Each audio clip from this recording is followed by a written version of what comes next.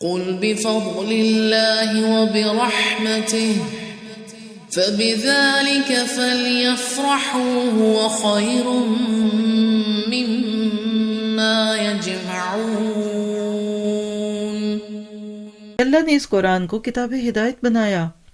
یہ versus to read نہیں، یہ ورسز ٹو امپلیمنٹ ہے۔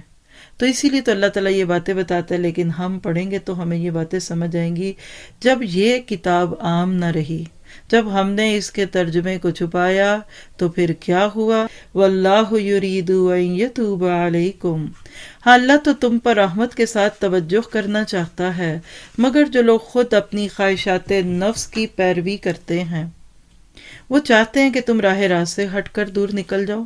دعا کیجئے کہ اللہ تعالیٰ ہمیں ایسے لوگوں کے شر سے اور ان فتنوں سے بچا لے۔ تو اس آیت کا ٹاپک کیا ہے؟ شریعت بمقابلہ شہوت۔ سچا مومن شریعت کا پابند ہے، شرع کا پابند ہے کہ ٹھیک ہے مشکل تو ہے لیکن اللہ کا حکم ہے، الحمدللہ خوشی سے ماننا ہے۔ یہ بھی اس بارے میں آگے پڑھیں گے ہم کہ اللہ کی شریعت کو خوشی سے مانو، بوجھ نہ سمجھو، پریشانی نہ کرو۔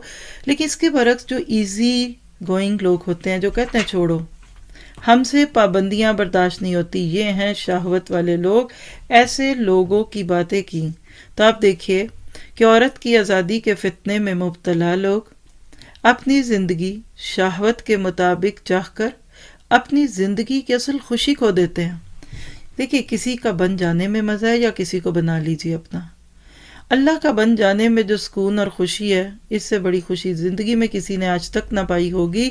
تو لہٰذا دو مختلف کردار آپ کو سوسائٹی میں دکھیں گے، ایک ہیں مومن عورتیں اور مرد بھی، شریعت والے راستے پہ چلنے والے، اور دوسرے ہیں جاہلیت اور شہوت کی راہ پر چلنے والے لوگ۔ کون؟ جو عورت کی آزادی کے فتنے میں مبتلا ہیں۔